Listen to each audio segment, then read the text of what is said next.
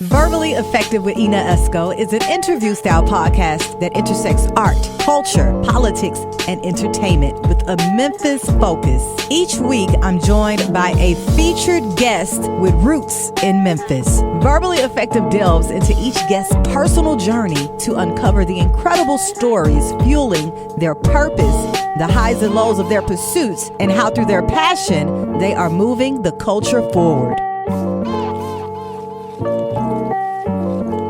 Greetings, and welcome to another edition of the Verbally Effective Podcast. I'm your host, your double E, Ina Esco. Thank you guys so much for tuning in yet again to the pod. You know, this is the podcast that intersects art, culture, politics, entertainment with a Memphis focus. And before we jump into the pod, I just want to remind you guys, we got the second annual Podcast Festival on the way. That's right, the Pod Box Podcast Festival, the last weekend in Memphis, September 27th and 28th. I'm going to drop off details very soon, so be looking out for those. However, let me get to my guest. I have been following this young man for a while on social media. He has some amazing artwork, and I told him earlier that I feel like if I could describe his art, I would say beautiful oppression. It is absolutely amazing. I have with me today Cam, the artist. How are you, Cameron? What's up, Ina? And I want to start out by saying, man, thank you for having me on. Yes, sir. It's a privilege. Like I said, man, I grew up listening to you Wow. and Mike Evans on my way to school. So Really? Yep, so this means a lot to me. That is amazing. How are you today? I'm doing good. Can't complain. What about yourself? I'm doing good. Look, for a Monday, I'm Fact. doing really good. Monday. Well, sometimes Mondays are kind of slow for me. All right. But I'm glad we set this up for today because I feel like I'm going to have a productive week now. For sure. Yes, sir. So what part of Memphis are you from, Cam? I'm from East Memphis, man, over there by Kirby Middle, man. I was born and raised over there. Okay. How was it growing up over there on the east side? When I grew up in East Memphis, it wasn't like it is today. Like it was, cool, middle class living. It wasn't too extreme. You know what I'm saying? Like nothing like that. Okay. And what school did you attend? What high school did you go to? So I went to 3 different high schools. So How you go to 3 different high schools? Man, moved that much. So I went to Ridgeway High School. Transferred from Ridgeway, went to Germantown High School. Then from Germantown to Cordova and graduated from there. Which one you like the best? Ridgeway. Ridgeway, the original one you was at. Facts. Yeah. Why you say that? Tell me about Ridgeway days. Oh yeah, Ridgeway was cool, man. Like that's where all my Day ones. Facts, my partners, that's where we all went to school at. Like Cordova and Germantown. It was alright. Like they just had like a lot of kids over there that grew up in 4 or 5 bedroom houses. They swore up and down they were gangsters. So I just No, they did not. Yeah, I couldn't rock with it. Like I didn't vibe with this. So Did you have a set of friends there? nah, not really. You stay to yourself? Facts. I'm a loner.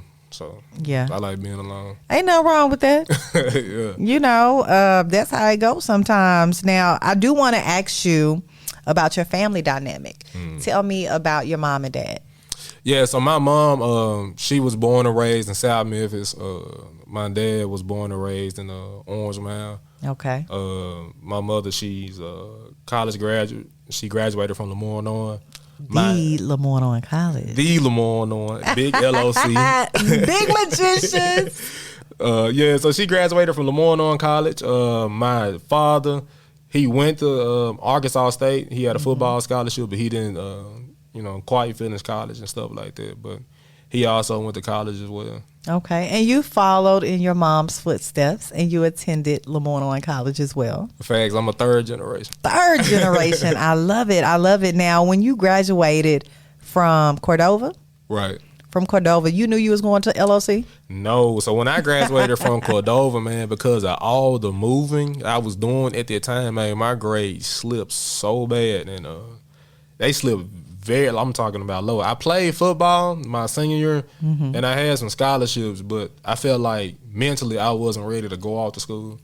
So I was just venturing around, and my uncle threw out. He was like, "Man, how about you go to Lamont?" And I was like, "Okay, cool." So went over there to Lamont, man, and turned out that was the best decision I made in my life. Oh, yeah? Okay. You know, LOC will have you feeling like that good old HBCU experience. Right. And you see so many people promoting HBCUs now. I think that's amazing because, you know, at first, you know, I always felt like a HBCU was like a second choice to many. But now it's a first choice. Oh, yeah, man. I tell any African-American, man, go to a HBCU. It's really like a family atmosphere. Definitely that. And your mom, she plays Beta Tau. Yep, Alpha Kappa Alpha Sorority Incorporated. I have to salute your mother and give her some Ethel Hedgeman loud love. Tell your mom I said hello. Soror. Gotcha. Okay, so this is what I want to get into, Cam, because like I said, I was first introduced to you online from your beautiful artwork. And I want you to talk to us about your background and how you became involved in the art world. So, man, like me growing up, I used to always draw and doodle and stuff like that. But, you know, me being African-American, especially in Memphis, you know, we never looked at art as a career path. So I really didn't take it serious. I was drawing and stuff like that. Like when I was younger, I'd come home from school, draw my favorite TV show that's on TV. You know what I'm saying? And once I got older, around like about middle school, high school, I quit doing art because it wasn't the cool thing to do at the time. Like back when I was growing up, it isn't like now. Like now it's cool to be weird and different. Back then it wasn't like this. So it was like, man, you got to be doing this and this and this. But even back then, when you were doodling and doing art a lot, did someone say, "Hey, man, you're pretty good"? Yeah. When I was in elementary days, I was like in the art competition. I won, so that was like But me being so young, you know, I didn't understand it. Like I was just like, this is just a hobby, you know. So, but like though, so I quit doing art for a long time, man, and I went to college. Majored in biology, started taking biology courses with a plan on trying to go into the medical field, and man, I needed a full schedule. So my advisor, shout out to Kenny Quinn, wherever you at, man, you changed my life. I appreciate Kenny Quinn. Okay. He was at Lamont, but he moved on. So, but so I went up in there, man, and Mr. Quinn was like, Cam, he was like, Cam, you took down there all the classes it is to take. He was like, you want to take beginning painting because you need a full schedule. I was like, yeah, I take it. So I went up in beginning painting, man, and I did one painting turned into two, and then it just grew into what it is now. Then Mr. Quinn was like, "Oh, you're pretty good. You're good at this." Yeah, kind of, sort of, but who really said it was Mr. Mr. Dotson, Philip Dotson. Shout out to Philip Dotson. Shout out to Mr. Dotson, man. He and by the way, Mr. Dotson, a lot of people don't know this about Mr. Dotson. He an OG. Like he was the first black art graduate from Ole Miss. Yeah, he got a lot of history. A lot of history. Yes, and just really masterful in his work and his teachings too. He's a great artist. Facts. So man, like Mr. Dotson, he the one who really saw the potential in me. Like he used to tell me all the time. He used to be like, Cam, like, you know, you doing this technique, you know, like you doing this. I like, Mr. Dotson, I don't want to hear all that, man. I'm just in here doing me. You know what I'm saying? But you know, he really saw the greatness in me all the way back then when I was in college. Wow. When did you decide, hey, you know, this is not a hobby anymore. I can do this, you know, full time as a career? I won't really say how can I put this? I had several moments. The first moment was when I was getting dressed for college. Me and my mama had to carpool, so I had to ride my mom to school. I had to drop her off at work and then take her car to go to college. So man, one day, man, I came down the steps. You know, I was already dressed, waiting on her. She was putting on her makeup and stuff like that. And we were watching the news. That was our daily routine. And I was sitting right there with her watching the news and stuff like that, man. And on the news, we seen it was a shooting on I-40. It was a shooting on I-40, and they showed the car. The car was riddled with bullets and everything like that. And me and my mom was looking at the TV. We was like, damn, like, that's messed up, man. We like, sure hate that. You know what I'm saying? And we didn't think nothing of it. Got in the car, did our daily routine. And once I got home from school later on that evening, I received a call. And the call was a partner of mine, me and my brothers. And he called me. He was like, man, you heard from your brother? And I was like, Nah, I ain't heard from him. And he was like, all right. He was like, man, I went out with your brother last night. He said, I'm going to call around and see what happened. You know, so he called around and stuff like that. And kind of found out that was my brother I was looking at on the news. Wow. Yep, so my brother had got, the car was riddled with bullets. My brother, he had got hit. He got hit in the stomach. My friend, my partner, my big brother, shout out DP. DP, he was in the car. He got shot and hit in the neck. He struggled with his left arm. He was down there paralyzed. So going through all that, my brother, he was in like ICU for like 2 months, had plenty of surgeries and stuff like that, man. So I was going up there to Regional 1. So if you, for anybody out here listening, you want to see the real world, go to Regional 1. You really see what's going on. Regional 1, the real. Man, you see everything that's going on. So, man, I was going up there to Regional 1 every day, man. And, man, sitting up there with my brother in ICU. And I come in one day, it'll be a patient right next to my brother. And the next day I come in there, I'll be like, damn, man, where that man at? Brother be like, man, he died last night. And he'd be like, damn. So that's when I started thinking, I was like, yeah, life's short. Like, I need to. Yes, sir. I need to go ahead and, do what I'm finna do. So I'll say that was really like my first moment. Like, so that's when you made the decision. So what changed for you at that point as far as your artwork when you made that decision? I started taking it more serious. I had a lot of life events and stuff too.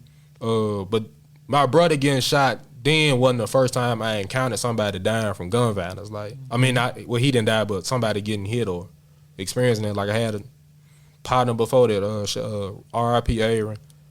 He got shot and killed. So, but it hit different when it's in your immediate family. You know what I'm saying? So once I saw that was it for me. Like, I was like, I got to do this. Yes, and like I described your art as beautiful oppression, because if you look at a lot of your artwork that you put on social media, just the images that you display, you're telling me these stories about your encounters with people that you love, people that you know, with gun violence in Memphis.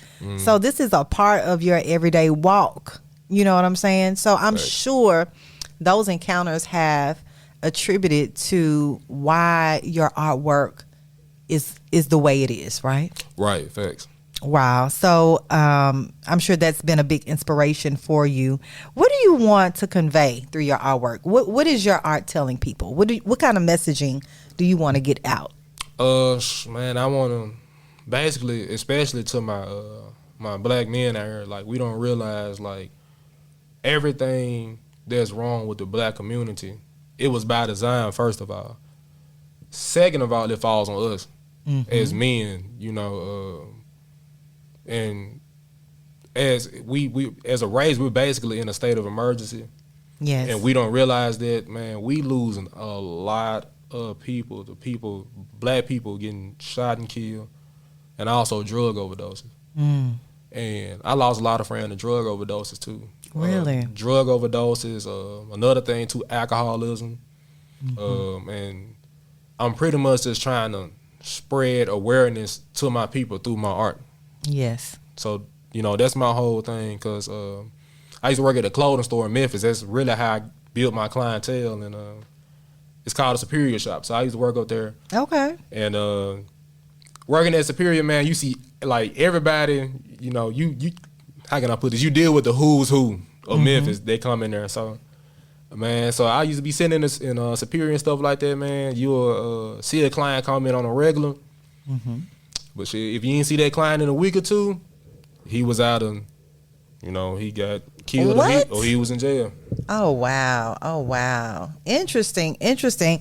Cam, talk to me about your creative process. So I want you to tell me, like, from the concept in your mind to the completed piece. What is your creative process? Let's focus on the last piece you've made. Right. So the last piece I made a painting. The painting, because I done made so many paintings, I forget the titles of them. How many you made? About? Man, I make hundreds, thousands. Man, I make a lot of paints, man. and the crazy part about a lot of paints I make in storage, I never shared it or nothing. I just paint it. Oh, so you have an archive. I just paint it for me. Paint is my therapy, but my recent painting I painted was the title of the painting I believe was Memphis on My Mind or Memphis State of Mind or something like that. And it's just I painted a young man, and it's hard to describe it, but in the young man in his head is basically everything that's Memphis, the good and the bad, you know. Because Memphis is not all bad. There's a lot of beautiful things and beautiful people in Memphis, you know what I'm saying? But I really want to shine a light on more so the negative part, because I feel as if for us to become a great city that we are supposed to be, we got to understand what's going on so we are able to fix it. Yes. Now, have people often, do they hit you up on social media and be like, hey man, I like that piece, like, you know, what inspired you to do this? Or, you know, people reaching out to you about your artwork? Yeah, so I have people reaching out a lot of times, and I do work for all types of people. Like a lot of people I deal with, I don't even post. And some of them, a lot of famous people, like I don't even post it, like I just do it, you know. I don't, because I feel like when you deal with like people that's really known, they're used to people constantly trying to, you know, get something out of them. You know, yeah. I focus on trying to build relationships. Like, man, I don't want nothing from you. You know, I just appreciate you recognizing me. You know what I'm saying? So that's how I look at it. And do they tell you, hey, Cam, I'm looking for a piece that looks like this? Or they're like, hey, I like what you did, I want that piece? Or just go ahead and do something? Yeah, so what they do is like they a lot of people, especially artists, like especially like when you're dealing with rappers and stuff like that, they go to different cities, and when they go to different cities, it's a herd of artists all, you know, wanting to hand them paintings that they made, man. And them rappers, man, they take them paintings and they throw that shit. Do they? Yeah, because they get them all the time, so it's not. Wow. It's not a respect thing. They don't respect it because they didn't put in the leg work to go get it. Why you think rappers rap about Louis Vuitton? Shit, because they hit them stages, perform, and they take their money to go buy it. So that's how I view my art. You know what I'm saying? So I don't give them my art. They contact me, and when they contact me, you know, I like I said, I focus on pretty much just like trying to build a relationship, and when they want paint shit, they don't even want paintings of themselves. Like they see themselves every day. They see it on billboards. They see it on Apple. Like when I deal with them, they either want paintings of their kids or a deceased loved one. Like they don't even want paintings of themselves. Okay, so you doing it like that? You can just look at something and paint it. Yeah, basically. What do you call that?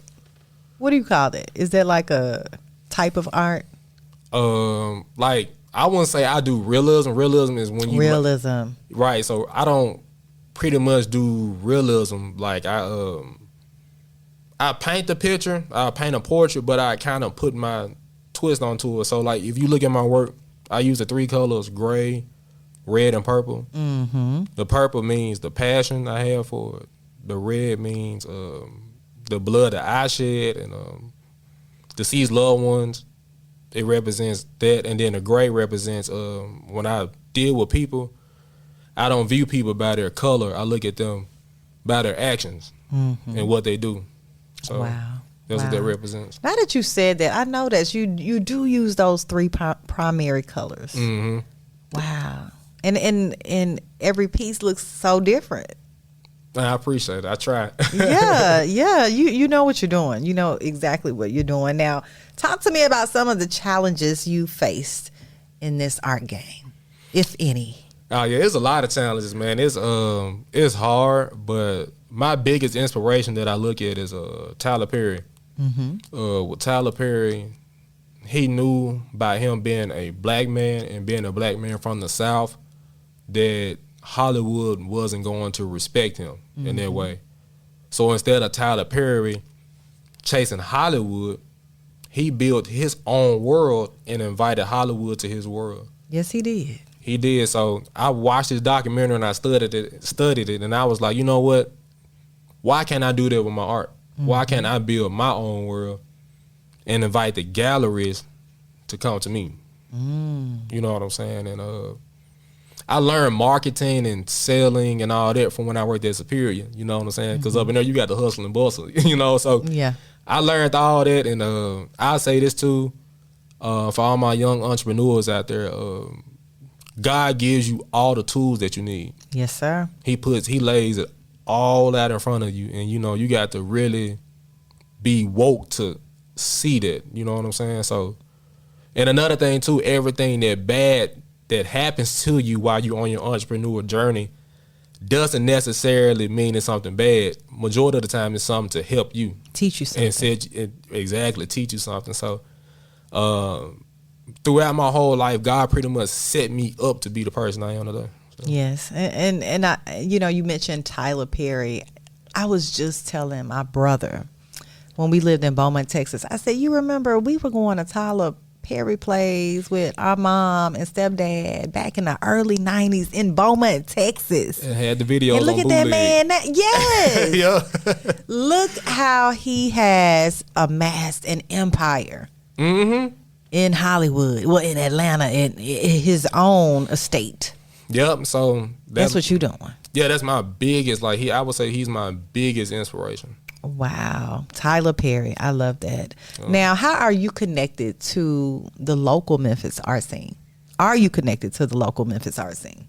Nah, I'm not connected to the local Memphis art scene. I'm connected more so to the streets. Because, like I said, I built my clientele when I worked at Superior. So Superior, shout out Superior, shout out to you. There's a lot of street cats coming in there, so I pretty much built my clientele through them. And like I said, God set you up for everything. So like my father, when he was younger, he was out there. My brother, you know what I'm saying, was in the street. So basically, I knew pretty much a lot of people before I even picked up a brush. Yeah. So it really just God just set me up for it. Have you collaborated with any local artists here ever? No, I don't. No, you would you say you solo dolo? No, because what I'm passionate and what I feel deeply about, a lot of artists don't feel deeply about it. So that's why I don't, collaborate or nothing like that. I just do me. What's your favorite piece that you've created? You know what's so crazy? I'll make a paint. Like majority of my paints I don't like.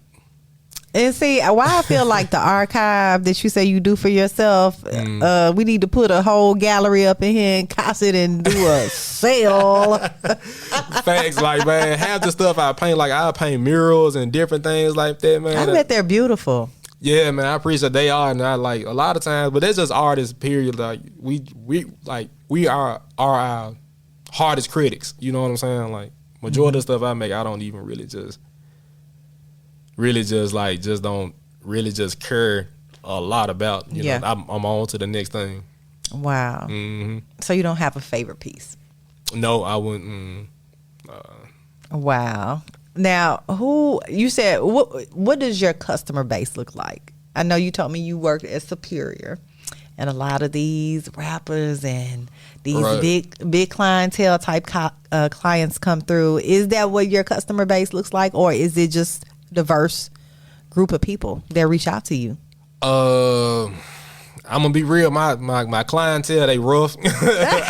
I'll put it like that there. But they like art. They like nice things. Yeah, they love art. You know what I'm saying? Like shout out to my class here. I love all y'all. Anybody that support me, follow me, like my pictures. I love all of y'all dearly. Right. But they need to listen to this podcast. Listen to your story. Fact. So like all my clientele, like they all rough. They're rough around the edges, but I love them to death, man. And the stuff they put on the news out about them folks, man, is a lot of this stuff don't even be true. Like they put out there in the world that like majority of black men, especially in poverty-stricken areas, that they're dangerous. Mm-hmm. Man, some of the most genuine, honest, and loving people come from them. They'll give you the shirt off their back. The people I have problem with, the folks with the suits. With the suits, the ones making a big decision. Exactly. Wow. So your identity and your personal experiences really shape your art. Yeah, for sure. Yo, facts. Like every day of my life, man. Like when I walk out there into the world and I see what's going on, or I look at the news or look at my feed, it all influences my art. Wow. What advice would you give to a young black artist in Memphis who's just starting out? do you at all times. Don't let anybody try to deter you from what you're passionate about. You know what I'm saying? And another thing too, when you're an artist, and it's just not with art in general, it's just young black entrepreneurs in Memphis.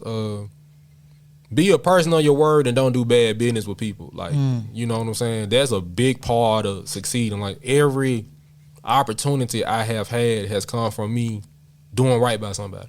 Yes. Being there on time. Doing my work to the best of my ability. You know what I'm saying? The small things, like, that takes you so far. Like, I got phone calls from people I wouldn't even expect it. All because I did right by a person. Yeah. You know what I'm saying? So the main thing, just not with artists in general, entrepreneurs, do right. Because a lot of people out here, like, a lot of people do bad business.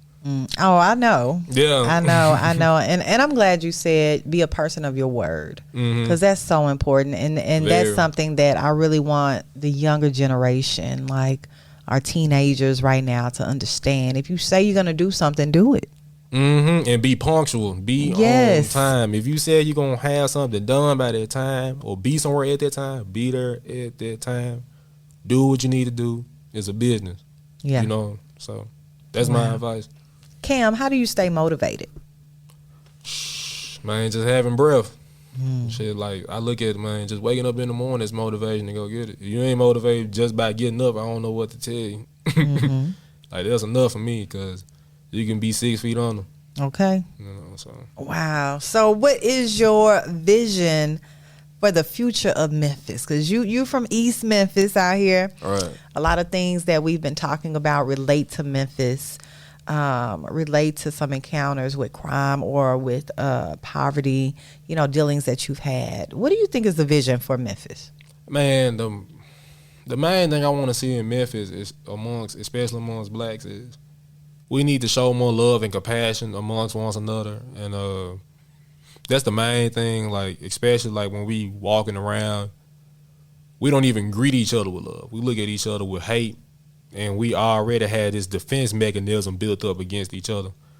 So I feel like in Memphis, we need to have more love and compassion. And piggybacking on what I said earlier, another thing too, we just need to start doing better business with each other. Better business. Memphis is a poverty-stricken city, but it's amongst black businesses, we do each other dirty.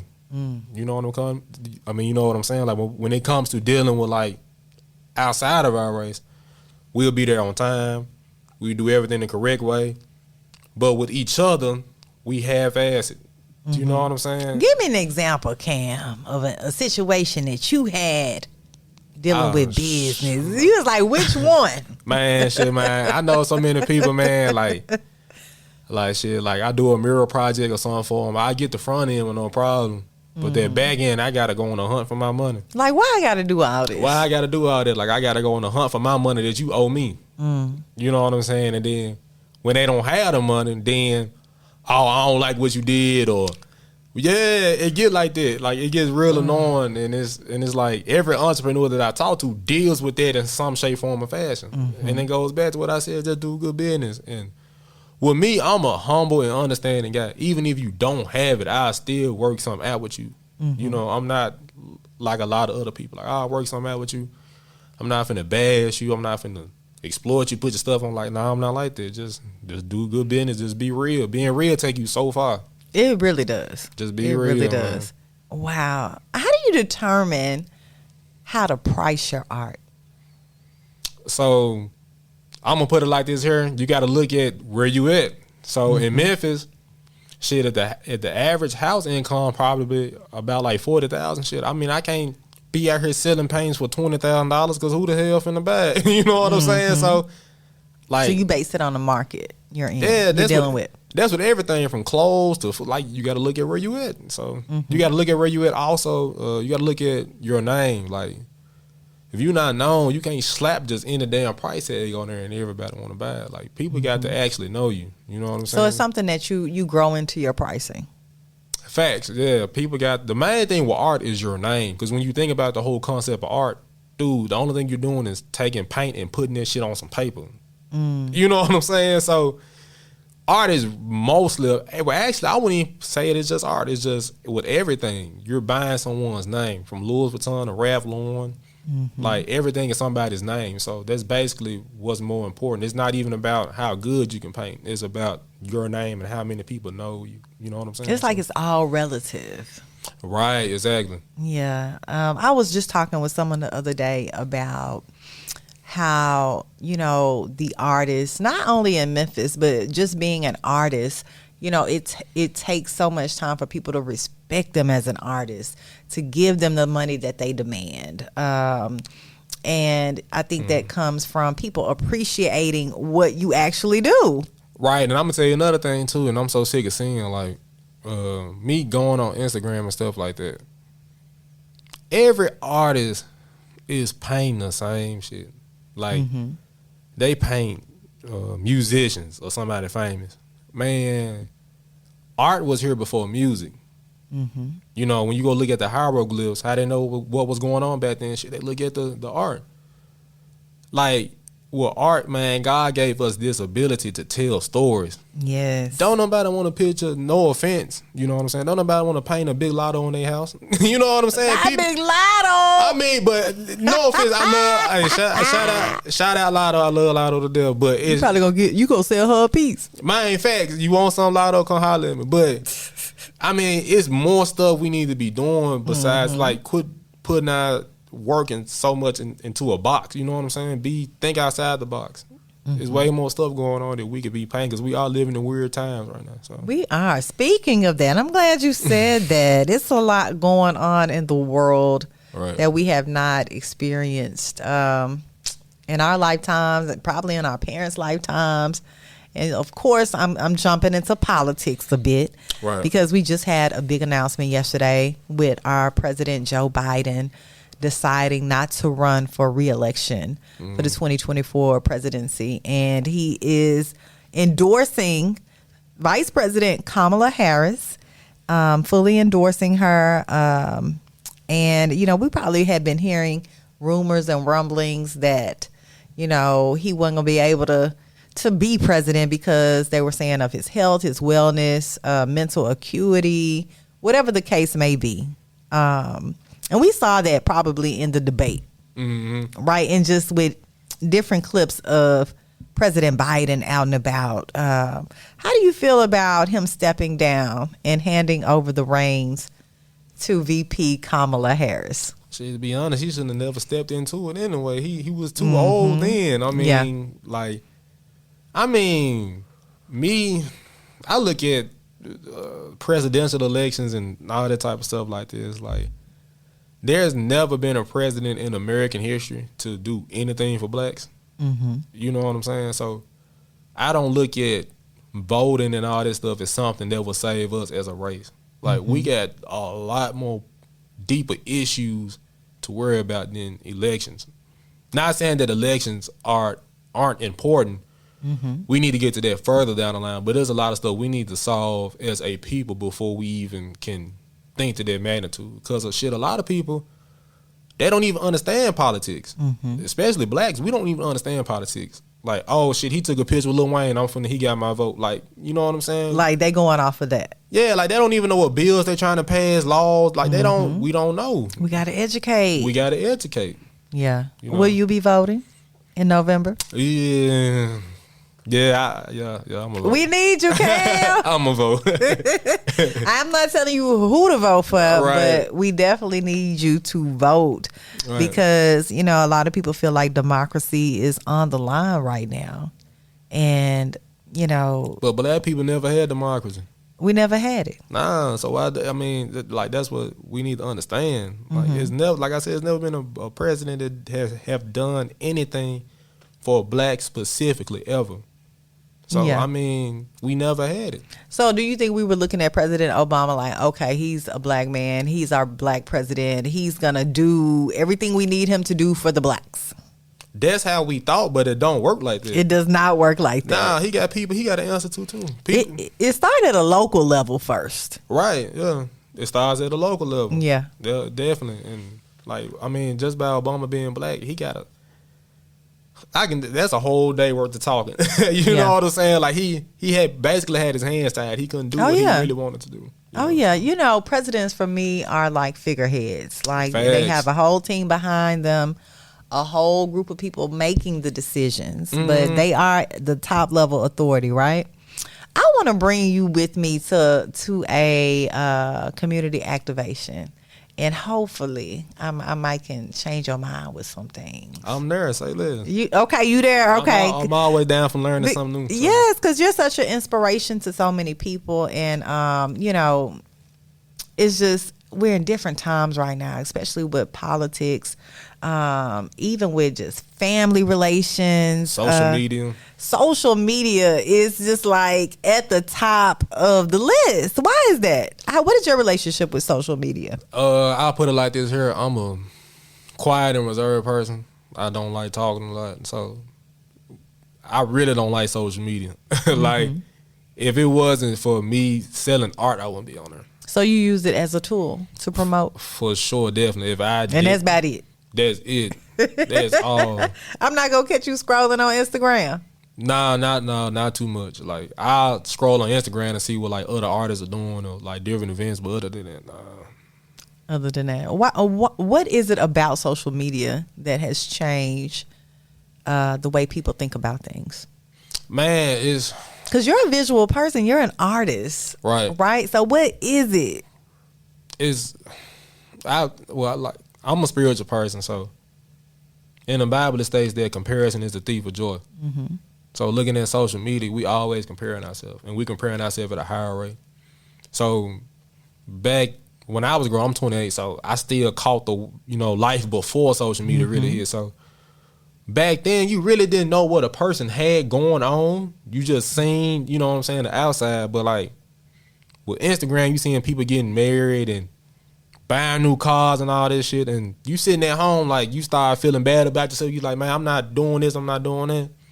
But you still really don't know what's really going on. You really don't know.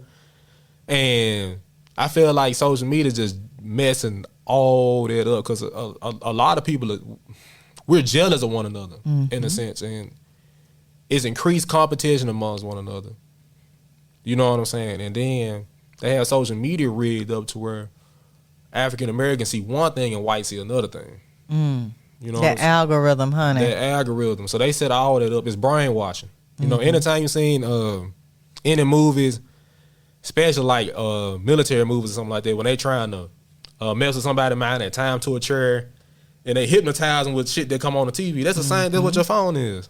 Yeah, we stuck to it. Look, it's on my hand right now. Man, it's killing us, man. It won't leave me. And get your kids off of there, man, because like these kids, man, and I was having a discussion with my girlfriend about that. Like these kids are gonna be so over sexualized because they're looking the access to even pornography on the phone. That it's nothing but a click away. A click. You know what I'm saying? So, man, get them kids off them phone, man. Yes. Do you have any kids? No. Don't speak that evil on me. No. Not yet, man. I plan on getting married first and then, having kids. Yes. I think you'd be a great dad. I appreciate it. Yes. I have two boys, 19 and 10. And when I say... Ooh, 10. The 10-year-old, that's my partner right there. But I keep telling him I am not your friend, but I think I'm his best friend in his head. That's cool. Right. He blowing my phone up right now, Cam. He calls me all day, and I don't know how and why. I think because he has my old phone, he has access to my calendar. So I know he see that we're doing a podcast now. Then he'll be like, how was your podcast with Cam the artist? That's cool. I bet you that's what he's gonna ask me. But yeah, it's interesting to see the differences between my 19-year-old and my 10-year-old, because although they're like 9 years apart, I would think it would be more similarities, but it's more differences. I guess that's the generation. He's Gen Alpha. My 19-year-old is Gen Z. So yeah, I'm interested to see how his social skills will be around the time when he hits 19, like my son, because that 19-year-old bracket, that's the the generation that need a lot of social skills. Man, I tell people all the time, conversation rule the nation, man. Yes. That's the most important thing. If you know how to talk, man, you can move mountains. Oh yeah. It's all about communication, building relationships, getting to know people. You never know what will happen if you have one conversation with somebody you don't know. Man, You know, huh? man, that happened to me so many times, man. Yeah. A lot of times. Like, I'll be dealing with something bad and shit. That lead to something else. Yes. Now, Cam, what legacy do you hope that your art will leave behind? I just want my art to leave a impact on my people. Yes. You know what I'm saying? That's really what I want. Like, I want us to, because, like, with black people, we have a problem with this word accountability. You say, you know, you hold a black person accountable, we run. Mm-hmm. We run fast as hell. You know what I'm saying? So, basically, with my art, I want it to be basically like me holding up a mirror to us. Mm-hmm. And making us look at, like, look what we're doing. You know what I'm saying? This is, you know, this messed up. We need to correct it. So, yes. I want it to leave that impact. And I want to where when I'm long and gone and my art is still here, that people can look back at my art and be like, damn, that was going on in 2024. You know what I'm saying? So that's what I really want. Man, I need to see what's in them archives, what you putting in the closets and all of that, because I bet there's some beautiful pieces. Right, yeah, for sure. I got this new series I'm about to work on. It's in the black community, we give the most praise to the thugs and the gangsters, but we don't give praise to that young man or that young lady who came out of poverty, went to college, and graduated with a degree. That's hard as hell to do, mm-hmm. Especially if your family doesn't come from a background of education. That's hard as hell. Yeah. But we give more respect to the rappers, the game bangers, and all. I mean, it's easy to do that. Mm-hmm. Everybody in Memphis got a rap verse somewhere. Mm. But it's hard as hell to stay up some nights studying, getting your work done, going to school, passing them tests. That's a lot, but we don't give them no recognition. So you're about to do a series surrounding this. Mm-hmm. So basically what the series is taking influential black people, mm-hmm. and I'm going to make them look like gangsters. Okay. And I'm going to make them look like gangsters so that way they can get their due respect. So give me an example. I got a picture of Dr. King, a painting of Malcolm X, and a painting of Rosa Parks. And they all got face tattoos. All right. We gangsterizing them up. I'm gangsterizing them, but with the face tattoos, it's words like describing them. Mm. You know what I'm saying? Because mm-hmm. like I feel like we don't value education. That's mm-hmm. why every race is pretty much doing better than us. Like I looked at the statistics. Black people, as far as income, we're at the bottom. Even Latinos came to America and lapped us. Mm-hmm. We don't value education. I mean, it's cool, you know what I'm saying? You can rap. Shout out to my rappers. I got friends as rappers, but we got to put the emphasis on education. Yes, we do. Yes, we do. And, you know, a lot of laws are trying to get passed where they're totally trying to erase history. Man, you know, it's just so much on the line right now. Right, and I say it like this here, and in 2024, I promise you, there's some kids out here, I swear to God, that don't know how to read or write. Oh yeah. The literacy rate is horrible. It's a lot of them. In 2024, mm-hmm. I dealt with some kids in 5th grade that can't write their name. But they're passing them. They passing them. Yeah. What they gonna do out here? Like, we think this generation is bad now. We ain't seen nothing to these pandemic babies and these kids that's elementary mm-hmm. get out. We ain't seen nothing. Mm. And the majority of the problem that's going on with these kids out here, they ain't got no love. They don't see no love from nowhere. Their parents don't even care about them. That is sad. And a lot of people be like, man, they need to bring back getting whooped. Man, I seen it firsthand, man. These parents be beating the hell out these kids. Mm. But ain't no love there. Yeah. The love is the main thing. Like, if you just see a young sister or brother out, man, talk to them, see how they doing. Yeah. That's all they want to hear. They'll change one of these young kids' life, man. Just talk to them. Show some love. Show some love. Wow. Okay. Okay. So we're going to go into a segment on the Verbally Effective podcast called Hey Man, Say Man. I want you to repeat after me, Cam. Hey, man, say man. Hey, man, say, man. In your best East Memphis voice. That's it. Say it again. Hey, man, say, man. Come on, East Memphis. Now, this is a segment where I want you to be fully transparent with me. Mm-hmm. And I want to hit on mental health. I want to hit on wellness. I want to know your relationship with therapy. Man, so I just, I'm starting to get into therapy. I never thought I needed therapy because my whole life, like, being in the black community, we look down upon therapy. We feel like as if you go to therapy, that means something wrong with you. Like, no. To be honest, I feel like it's mandatory that every black person should get therapy. So how did you get into therapy? Man, I went through my own problems. Had to do a lot of self-reflecting and realizing things for what it really was. And once I did that and trying to cope with all this stuff, and my significant other, she told me, she was like, babe, you need therapy. And I was like, for real? She was like, yes. And I started going and, it started helping me out a lot. And I also started building a relationship with God too. Yes. And building a relationship with God helps. I'm not saying therapy isn't important, but their relationship with God is mandatory. You got to have a relationship with something, with a higher power. You know what I'm saying? So they really helped me out. So what is it about therapy? Is it making you look at things from a new lens that maybe you weren't looking at the situation at before? Yeah, going back to that word, accountability. Therapy make you do a lot of self-reflecting on what really happened, because we don't, on a day-to-day basis, we don't even have time to self-reflect. We go to work. If you got kids, you go home and deal with kids. If you're in school, then you deal with school. Like, you don't have time to sit down and unwind and really think about your life and what has happened. Always on the grind. Always on the grind, and we don't have time we don't have time to ourselves to really understand ourselves and what's really going on. So you're saying that you're closer to God now. You read your Bible? I'm going to be real. I don't read the Bible. You know what I'm saying? I listen to church sermons and stuff like that on my phone, but I don't read the Bible, but I should be reading it a lot. You know what I'm saying? But you have a close connection with God. For sure, man. Like, God helped me out a lot. Like he brought me through some situations.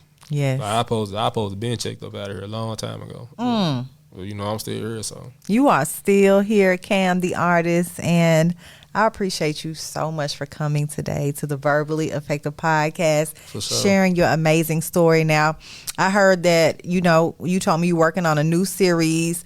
Other than this new amazing series you got coming up, what's in the long-term plan for Cam, the artist? I'll be at the Cooper Young Festival, and then in October 12th, we'll have Paint Memphis. Paint Memphis. What is Paint Memphis? Is that something new? No, it's been going on. So Paint Memphis is a big mural festival. Okay. Paint Memphis has been going on for years. I recently got into Paint Memphis about 4 years ago. So They bring muralists from around the whole country. They come to Memphis. They pick a neighborhood, and we rock out with paint murals around the neighborhood, making the neighborhood look beautiful. You like to do the murals? Oh yeah, for sure, man. That's how I got known in Memphis. I did a Young Dolph mural, and shit, the rest was history. Wow. Yeah. I'm trying. Is that Young Dolph mural? Where is it located? Shit, so I did like 3 projects with Young Dolph. So first, when Young Dolph had got assassinated, I had did it was a boy. Shout out Malik, because Malik called me to this day. Still, every day he called me.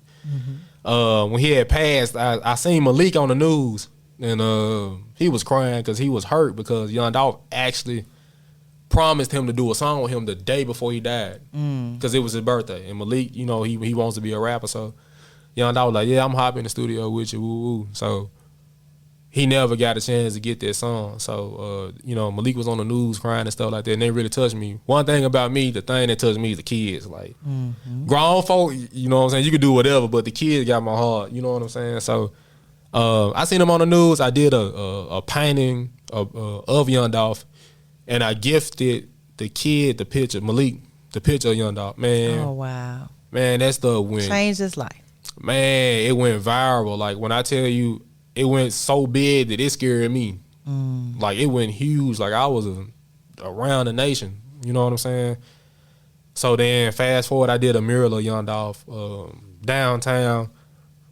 Man, I did that mural of Young Dolph. So the picture I used, and this is a funny story. When I look back at it now, I can laugh at the shit. So I did a mural of Young Dolph. And I did that mural. It was cold as hell. It was cold outside. Man, it was cold as hell. Man, it was cold as hell. I know it was about 20 degrees. It was so damn cold. The spray paint I was using didn't even dry. It was just drip down. Oh, wow. So, man, I did the mural, and I thought I did a good job and shit like this. So, man, I did that mural, man. Folks talking so much shit about that damn mural on. What they say, Cam? Man, that ain't Dolph. That's Young Dro. Woo. I'm talking about folks talking hella shit, threatening me and all types of shit out there. Shit, I was like, bro, whatever. And I got so damn worked up and mad about the shit. I was like, man, fuck the damn mural. Like, I got mad as hell. You know what I'm saying? But that's me learning to, you know what I'm saying, take constructive criticism. You know what I'm saying? And, you know, getting honest feedback from the people, you know. My dad told me, he was like, son, anytime you do anything with, you know, dealing with the public, you got to be ready to get backlash sometimes. Yeah, definitely. That just come with it. So, man, I did the mural. Man, the folks talk so much shit about it. Check the hell out the damn mural. I was like, no, they wasn't checking. They weren't Memphis checking your stuff. Man, they checked the hell out that mural, man. And, man, that shit hurt my feelings so damn bad. But God's so good, though.